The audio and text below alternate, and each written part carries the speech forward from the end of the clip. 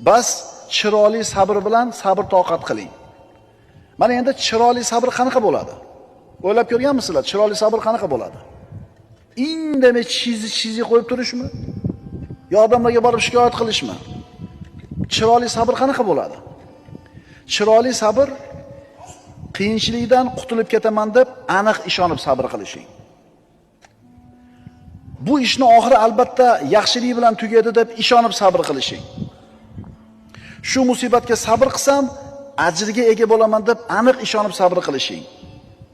Shu musibatga sabr qilsam, gunohlarimga kafforat bo'ladi deb aniq ishonib sabr qilishing. Mana shu sabr chiroyli sabr deyiladi. Birodar, har qancha yomon ahvolga tushib qolmagin, mana shundan ko'ra qiyinroq holatdan bo'lishi mumkin. Shuni eslat o'zingga, bundan bettar bo'lishi mumkin edi dedi. Mana bitta foyda shu yerda. Shukr keltirasan. Puling tugab qoldimi?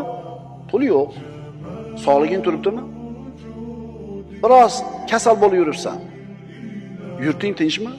Birodar, ijobiyatni ko'rishni ham o'rgan. Pozitivni ham ko'r, negativni ila ko'ravermasdan.